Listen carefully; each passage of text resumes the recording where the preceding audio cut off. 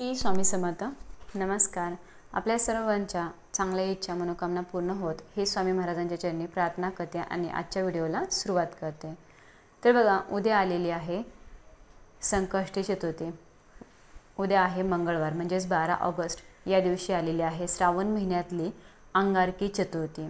तर अंगारकी चतुर्थी हा आपल्या हिंदू धर्मातील अत्यंत महत्त्वाचा दिवस असतो. हा दिवस श्री गणेशाला समर्पित असतो.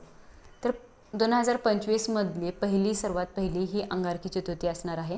आणि त्याचबरोबर बघा, चतुर्थीची जी प्रारंभ आहे तर तो 12 ऑगस्ट रोजी सकाळी 8:41 होणार आहे. आणि चतुर्थी तिथीची समाप्ती जी आहे ती 13 ऑगस्ट रोजी सकाळी 6:36 होणार आहे. तर बघा, आपल्याला अंगारकी चतुर्थी ही 12 ऑगस्ट म्हणजेच उद्या आपल्याला साजरी करायची आहे. तर या दिवशी चंद्रोदयाची वेळ जी आहे तर ती रात्री 9:13 आहे. तर अंगारकी आपल्या हिंदूसाठी एक अतिशय शुभ दिवस असतो. या दिवशी अनेक भक्त उपवास करतात, व्रत करतात. तर हे व्रत श्री गणेशाला समर्पित आहे, म्हणूनच याला अंगारकी संकष्टी चतुर्थी या नावानं ओळखलं जातं. तर आता अंगारकी संकष्टी चतुर्थीला लवकर उठणं, स्नान करणं, बाप्पांची पूजा करणं, आरती करणं, गणपती बाप्पांचा आवडता नैवेद्य पदार्थ मोदक तयार केला जातो. तर या अंगारकी चतुर्थीच्या दिवशी भाविक गणपतीला प्रसन्न करण्यासाठी कठोर व्रत करतात. सूर्योदयापासून उपवास सुरू केला जातो, तो संध्याकाळी चंद्रदर्शनानंतर संपवला जातो. संपूर्ण दिवस अन्नाचा एकही कण न खाता काही ठिकाणी हा उपवास केला जातो. तर बघा, गणपती बाप्पांची साधी सोपी सेवा, जेणेकरून गणपती बाप्पा आपल्या आयुष्यामध्ये भरभरून सुख आणतील, आपल्या आयुष्यातले दुःख अडीअडचणी ते हिरावून घेतील. बघा, अंगारक योग हा म्हणजे मंगळवारी जेव्हा चतुर्थी तिथी येते संकष्टी चतुर्थी, तेव्हा अंगारक योग आपण त्याला म्हणत असतो. आणि जर कोणाला संकष्टी चतुर्थीचे उपवास धरायचे असतील तर या अंगारक योगापासून ते संकष्टी चतुर्थीचे उपवास धरू शकतात. पण बघा, संकष्टी चतुर्थीचे उपवास तेव्हाच तुम्ही करा जेव्हा तुम्हाला चंद्रोदयाचा टायमिंग माहिती असणं पाहिजे. त्यावेळेला तुम्हाला प्रत्येक महिन्याच्या कॅलेंडरमध्ये असू द्या, आपल्या केंद्रातले जे कॅलेंडर असतं तिथे साईडला त्या महिन्याला चतुर्थीच्या दिवशी चंद्रोदय त्या शहरामध्ये किती वाजता ते दिलेलं असतं.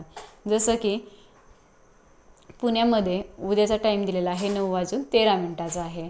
तर बघा, 9:13 तुम्ही चंद्राला हळदी कुंकू अक्षता अर्पण करून, चंद्राला नमस्कार करून, गणपती बाप्पांना नैवेद्य दाखवून मग उपवास सोडायचा असतो आरती केल्यानंतर. तर बघा, चंद्रोदय झाल्यानंतरच तुम्हाला उपवास सोडायचा असतो. भलेही चंद्र आपल्याला पावसाळ्यामुळे दिसत नसेल, ढगाळ वातावरणामुळे दिसत नसेल, पण आपल्याला चंद्रोदयाचा टाईम माहीत असतो, त्यावेळेला तुम्हाला उपवास हा सोडायचा आहे. तर एक नियम आहे, तो पाळावा लागतो की जर चंद्रोदयाचा टायमिंग तुम्ही बघून उपवास केला तरच तुम्ही चतुर्थीचा जो उपवास आहे तो तुमचा घडू शकतो. तर बघा, दुसरी गोष्ट म्हणजे अंगारक योगावर आलेली ही चतुर्थी आहे, त्यातल्या त्यात श्रावणातली आहे. त्यामुळे या दिवशी तुम्ही काही छोटे छोटे उपाय करा. तर बघा, चतुर्थीचं व्रत नेहमी आपल्याला करायचं असतं. आपण चतुर्थीच्या दिवशी काय करू शकतो तर बघा, अगदी साध्या सोप्या पद्धतीने सकाळी लवकर उठायचं. आपल्याला लवकर उठायचं, त्यानंतर आंघोळ वगैरे झाल्यानंतर देवघरातल्या देवांची सगळ्यांची आंघोळ अभिषेक झाल्यानंतर आपल्याला गणपती बाप्पांची मूर्ती जी आहे ती एका तामनामध्ये घ्यायची आहे. 11 वेळेस स्वच्छ पाण्याने, 11 वेळेस दुधाने किंवा पंचामृताने तुम्ही अभिषेक करू शकता. अभिषेक करत असताना ओम गण गणपती नमः या मंत्राचा जप करत तुम्ही अभिषेक केला तरी पण चालेल. त्यानंतर तुम्हाला मूर्ती स्वच्छ पुसून देवघरामध्ये ठेवायची आहे. त्या अगोदर तुम्हाला गणपती बाप्पांची मूर्ती ठेवण्या अगोदर तुम्हाला थोडेसे अक्षता ठेवायचे आहेत, किंवा नागवेलीची पानं, जोड विड्याची पानं जरी ठेवली त्याच्यावर थोड्या अक्षता ठेवायच्या. नंतर गणपती बाप्पांची मूर्ती ठेवायची आहे. गणपती बाप्पांच्या मूर्तीला हळदी कुंकू अक्षता अर्पण करायचं आहे. 21 दुर्वांची जोडी अर्पण करायची आहे. जास्वंदीचं फूल अर्पण करायचं आहे.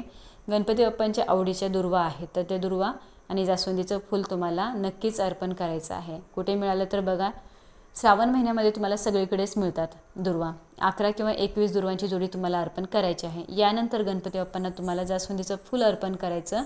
तर अशा पद्धतीने तुम्हाला गणपती बाप्पांची पूजा करायची आहे. नंतर दिवा अगरबत्ती ओवाळून गणपती बाप्पांची सुखकर्ता दुःखकर्ता ही आरती करायची. अथर्व शीर्ष म्हणायचं आहे, गणपती स्तोत्र म्हणायचं आहे. चतुर्थीच्या दिवशी घरातल्या लहान मोठ्या सगळ्या मुलांना अथर्व शीर्ष म्हणायला लावायचं आहे, ज्यामुळं शिक्षणातले जे काही अडीअडचणी असतात त्या दूर होतात. शिक्षणामध्ये भरपूर प्रगती होत असते. जर मुलं हट्टी तापट वगैरे असतील तर त्यांना हा उपाय करायला लावायचा. म्हणजे बघा, गणपती बाप्पांना आपण संध्याकाळी मोदकांचा नैवेद्य अर्पण करायचा आहे.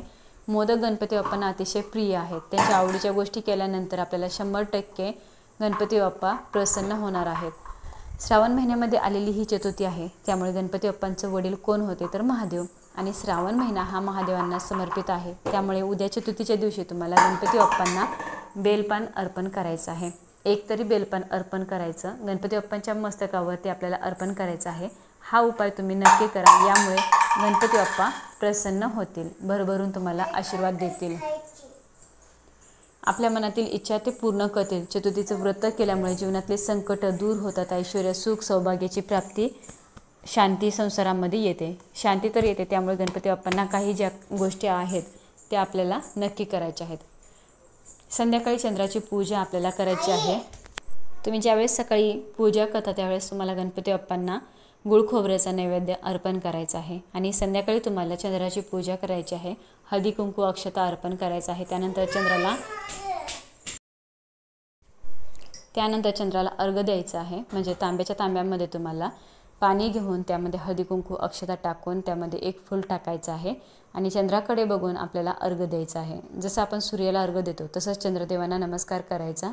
पाण्यामध्ये तुम्ही थोडंसं दूध टाकलं तरी पण चालेल. दर चतुर्थीला हे करायचं.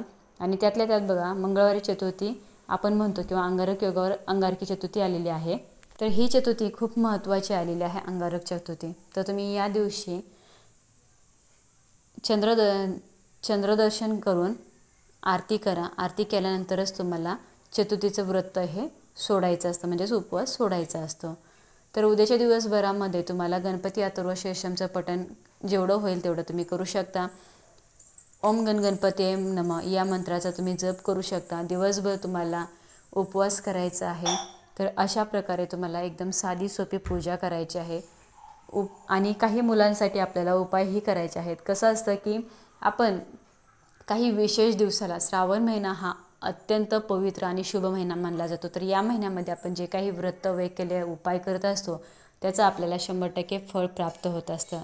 तर तुम्ही उद्या जवळ तुमच्या गणपती बाप्पांचं मंदिर असेल तिथे जाऊन तुम्ही दर्शन घेऊ शकता. गणपती बाप्पांना जाताना तुम्हाला 21 दुर्वांची जुडी घेऊन जायची आहे. जास्वंदीचं फूल घेऊन जायचं आहे. हळदी कुंकू अक्षता आणि तुम्ही 21 मूग घेऊन जाऊ शकता. तर तुम्हाला 21 मुगाचा पण मुलांसाठी उपाय करू शकतात तुम्ही. तर गणपती बाप्पांच्या चरणी तुम्हाला ते 21 मुगाचा जो उपाय आहे तो तुम्हाला अर्पण करायचे आहेत. 21 मूग प्रथमतः तुम्हाला हळदी कुंकू अक्षता अर्पण करायचे आहेत. 21 दुर्वांची जोडी आणि जास्वंदीचं फूल अर्पण करायचं आहे. तिथे तुम्हाला उजव्या हातामध्ये 21 हिरवे मूग घेऊन बसायचं आहे मंदिरामध्ये आणि गणपती अथर्व शीर्षाचं पठण करायचं आहे. 3 वेळा करायचं आहे आणि 16 वेळा तुम्हाला ओम गण गणपती नमः या मंत्राचा जप करायचा आहे. एक वेळेस तुम्हाला गणपती संकटनाशक स्तोत्राचं पठण करायचं आहे आणि ते जे 21 हिरवे मूग आहेत ते गणपती बाप्पांच्या चरणी अर्पण करायचे आहेत. तुम्ही हा तुमच्या मुलांसाठी उपाय करू शकता. नक्कीच उद्या अशी साधी सोपी पूजा करा. व्हिडिओ आवडला असेल तर लाईक करा, शेअर करा आणि कमेंटमध्ये गणपती बाप्पा मोरया लिहायला विसरू नका. सर्वांचं मनापासून आभारी आहे. धन्यवाद. श्री स्वामी समर्थ.